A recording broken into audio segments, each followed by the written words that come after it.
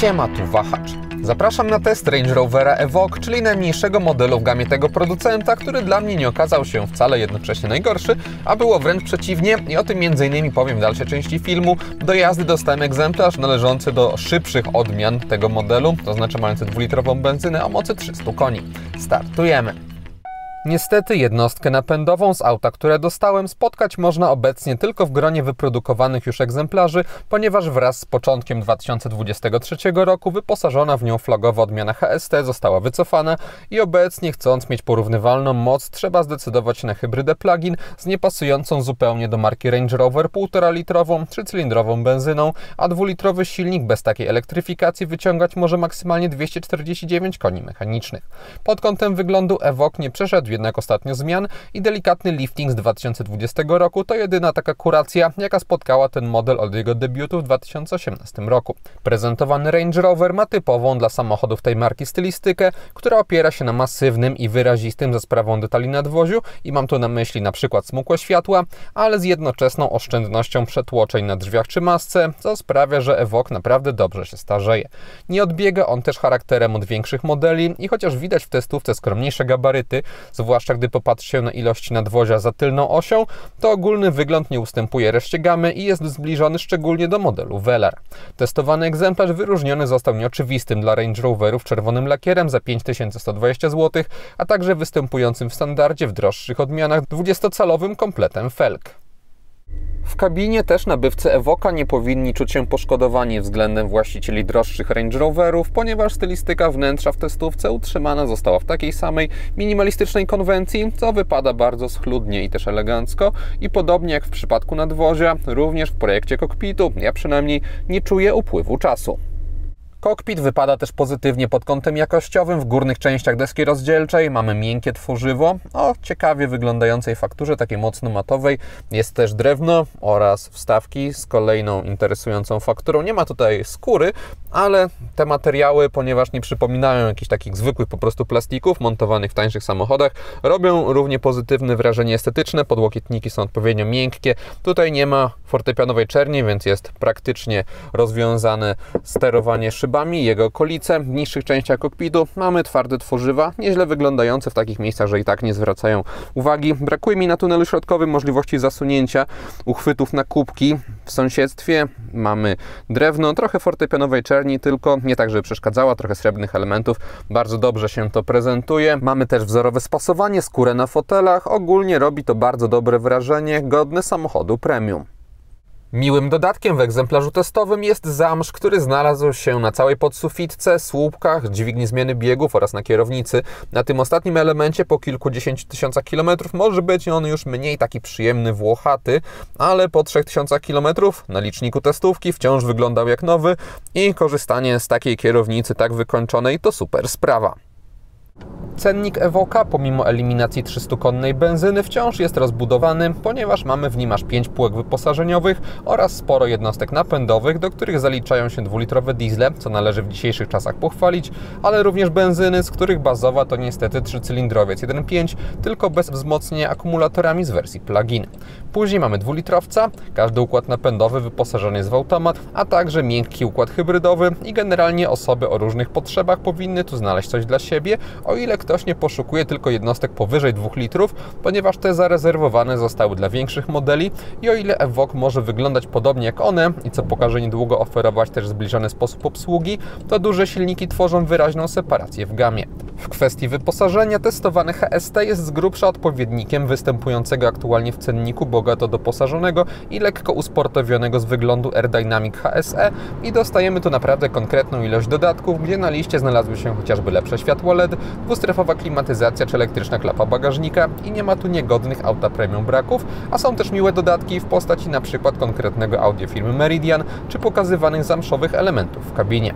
Testówka została skromnie jak na wspominany świat premium doposażona w pełną elektrykę foteli czy kolumny kierownicy za łącznie około 16 000 zł i pod koniec 2022 roku, kiedy była produkowana, kosztowało 340 000 zł. Za 280 000 złotych dorwać można rozsądniejszą niż testowa konfigurację z 200-konnym silnikiem benzynowym i w wersji Air-Dynamic SE. Na tym przykładzie to powiem jeszcze, ile Evoque kosztowałby w leasingu operacyjnym, opierając się na ofercie partnera Wahacz TV, czyli firmy Carlis Polska.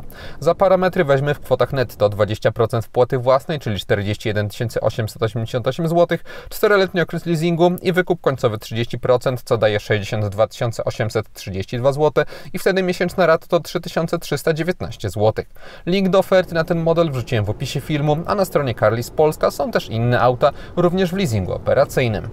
Testowanego silnika w ofercie może już co prawda nie być, ale wciąż 300-konna benzyna 2.0 może posłużyć jako dobry punkt odniesienia dla osób poszukujących mocnego Evoque'a, ponieważ hybryda plug-in jest od prezentowanego wariantu o 0,4 sekundy szybsza, a benzynowe 249 koni z kolei 0,8 sekundy wolniejsze, zatem różnice jakieś ogromne nie są.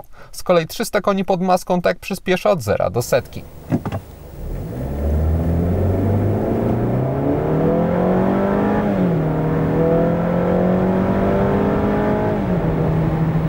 Oraz tak od 90 do 140 km na godzinę.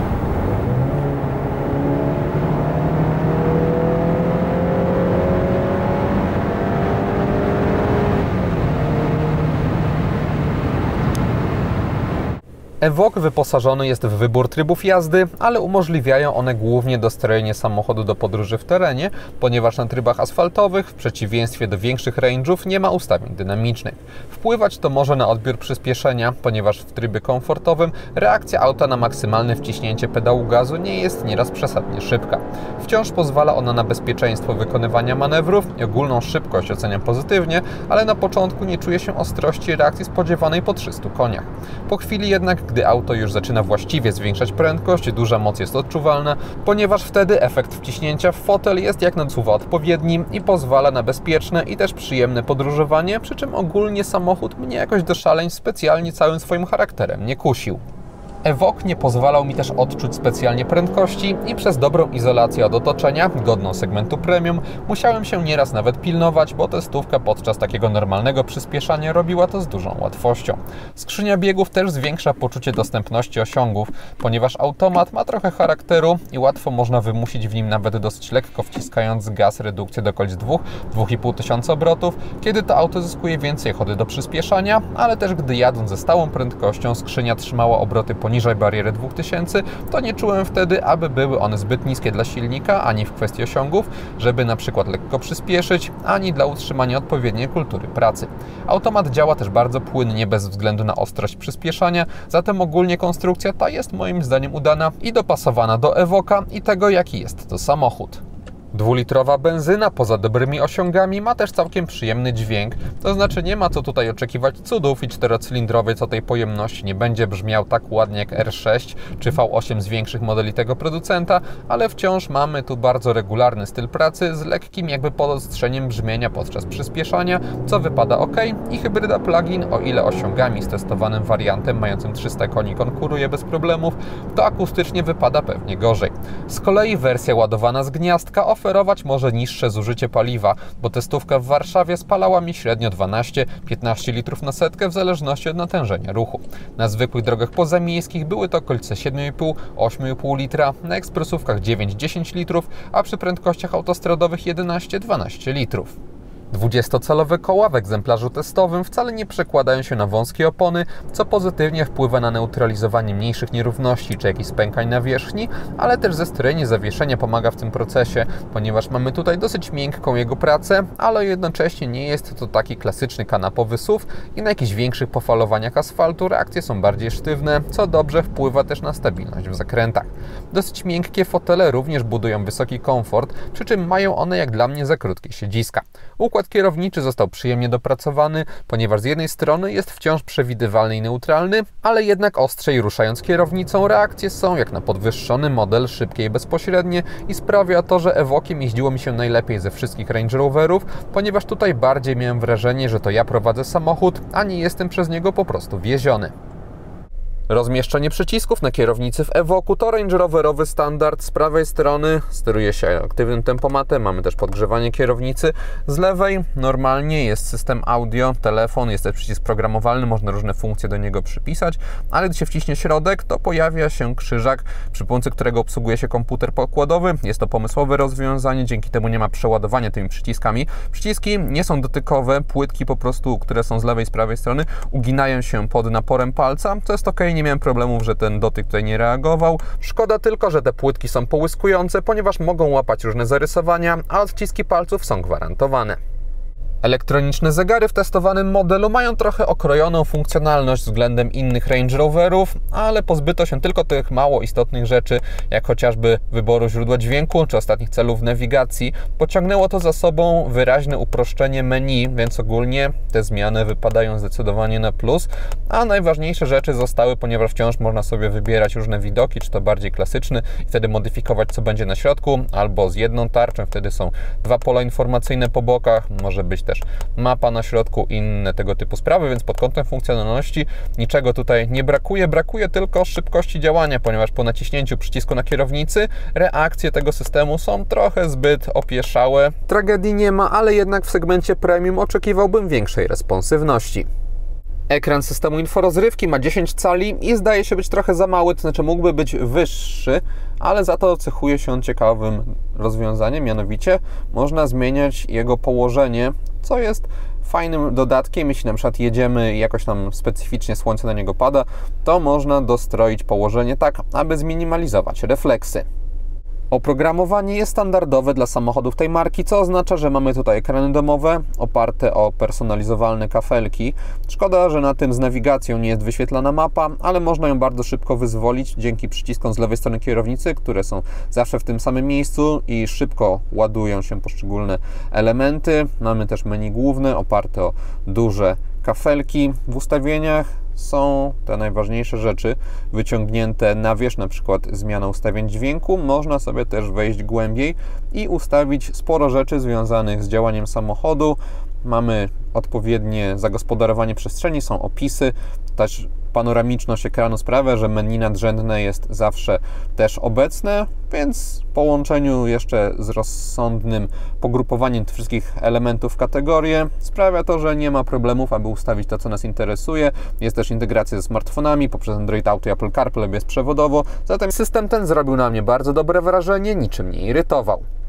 Pod tym ekranem mamy kolejny, tym razem bardziej kwadratowy, który służy w dużej mierze do sterowania klimatyzacją, ale nie trzeba korzystać z ekranu dotykowego, żeby na przykład zmieniać temperaturę, ponieważ oddelegowane zostały do tego fizyczne pokrętła. Po ich wciśnięciu można aktywować grzanie foteli, co jest ciekawym rozwiązaniem. Mamy także kilka dodatkowych funkcji możliwych do sterowania z poziomu tego ekranu. Może jakiś w 100% fizyczny panel, na przykład aby zmienić siłę nawiewu, byłby wciąż bardziej wygodny, ale względem jakiegoś zakopania tego wszystkiego w menu w wyższym ekranie, to co dostajemy tutaj jest zdecydowanie lepszym rozwiązaniem. Nie podobają mi się jedynie te 4 przyciski dotykowe, ponieważ po pierwsze wymagają zbyt dużej uwagi, trzeba je trochę dłużej wcisnąć, żeby zaskoczyły i podczas jazdy nie zawsze się to udaje. Po drugie, przez położenie dźwigni zmiany biegów, dostęp do nich jest po prostu niewygodny. Evoque nie jest samochodem o jakiejś bardzo fikuśnej bryle, co skutkuje tym, że frontowa szyba jest nim niezbyt mocno pochylona, mamy też dosyć krótkie podszybie. Maska jest poziomo poprowadzona i dobrze widoczna z perspektywy kierowcy, tym bardziej, że pozycja za kierownicą, nawet przy maksymalnie obniżonym fotelu, jest tutaj dosyć wysoka, widoczność na boki jest dobra. Z tyłu poprzekątnej mamy dodatkową szybkę, która zmniejsza masywność słupka. Tylna szyba jest dosyć wysoko poprowadzona, kończy się mniej więcej wraz z nadwoziem. Długość testowanego modelu to 437 cm i ona jest całkiem rozsądna na parkingach. Gorzej wypada już jego szerokość, ponieważ 199 cm to ponadprzeciętna wartość i w węższych miejscach postojowych się to czuje.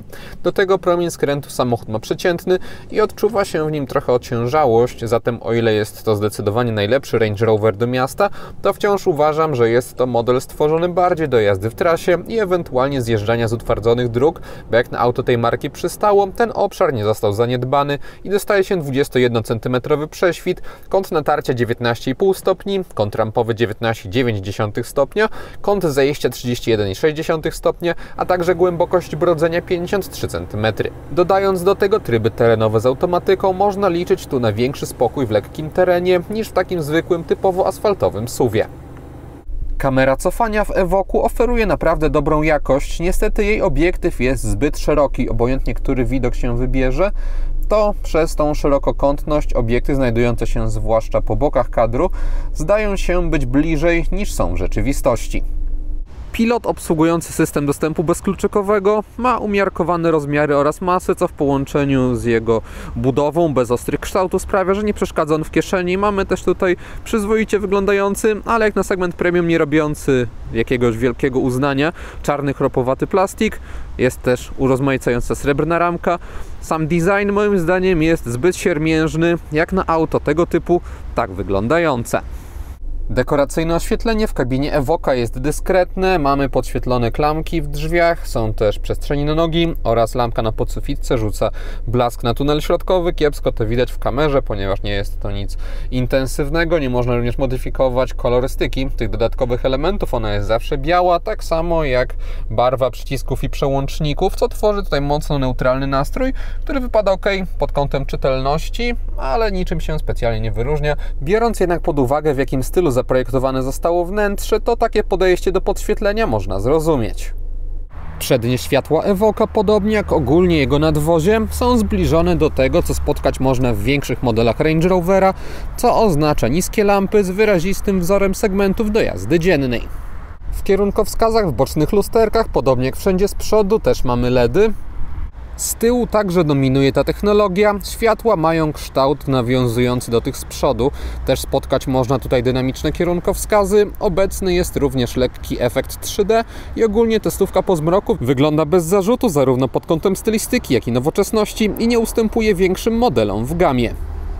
Do testowanego modelu zamówić można matrycowe LEDy wycinające część wiązki światła, ale w testówce znalazło się statyczne rozwiązanie nazwane LED Premium. Pomimo braku zaawansowanej adaptacyjności dostajemy tutaj naprawdę dobrą moc świecenia i świetną precyzję kończenia strumienia światła w poziomie, więc o ile i tak uważam dopłatę około 5000 zł do matrycowych LEDów za zasadną, to światła z prezentowanego auta zdecydowanie dają radę. Z tyłu, gdy ustawiam przedni fotel pod siebie i siadam za sobą, to na nogi mam taki spory zapas wolnej przestrzeni. Nad głową, pomimo obecności panoramicznego dachu, też jest ok, ponieważ moja głowa tutaj ląduje na jego krawędzi w naturalnym ułożeniu i mam jeszcze mniej więcej taki, nawet bardziej się trochę prostując, zapas dzielący mnie od podsufitki. Tunel środkowy nie jest mocno wystający. Na tylnej kanapie obecny jest rozkładany podłokietnik. Z tyłu nie ma za to żadnego portu USB, jest tylko 12V, co w dzisiejszych czasach i w samochodzie za te pieniądze można postrzegać jako wadę. Z przodu USB są dwa, jedno USB-A, drugie C i to zróżnicowanie postrzegam z kolei jako zaletę. Bagażnik Evoque'a ma 472 litry pojemności, umiarkowanie wysoki próg załadunkowy, wysoki, chociaż jak na auto tego typu to niezbyt szeroki otwór, a także regularne kształty. Po bokach w kufrze mamy wysuwane haczyki na jakieś torby. Z prawej strony jest jeszcze niewielka kieszeń w nadkolu. Pod podłogą znalazły się dodatkowe schowki. W jednym z nich kryje się zestaw naprawczy. Po złożeniu drugiego rzędu siedzeń do dyspozycji dostaje się 1156 litrów i podłogę bez wysokiego uskoku, ale z wyraźnie unoszącymi się oparciami. Podsumowując, Evoque zrobił na mnie chyba najlepsze wrażenie ze wszystkich modeli Range Rovera, z jakimi miałem styczność. Nie jest najlepszym z nich, bo trudno jest porównywać na przykład w nim poziom luksusu do dużego Range'a czy właściwości terenowe do Defendera, ale do mnie najbardziej trafił on za sprawą tego, że pod każdym względem trzyma odpowiedni poziom dla samochodów tego producenta, a zarazem moim zdaniem jest od nich rozsądniejszy i nie mówię tu już o niższej cenie, tylko o tym, że największe Range Rovery wydają się być po prostu zbyt potężne jak na nasze warunki, zwłaszcza jeśli ktoś jeździ też trochę w mieście i to mi w nich dokuczało. Evoque tymczasem jest tego minusa pozbawiony, ma za to wiele plusów wspólnych z resztą modeli. I to wszystko, co przygotowałem o Evoque'u. Dziękuję za uwagę i mam nadzieję, że jego test się podobał. Jeśli tak było, zachęcam do dania temu filmowi łapki w górę. Będzie mi z tego powodu bardzo miło. Zainteresowanym przypominam o Carli z Polska i ich ofercie. A jeśli ktoś nie ma, zapraszam również do subskrypcji kanału, ponieważ kolejne materiały na Wahacz TV pojawią się już wkrótce. Na razie!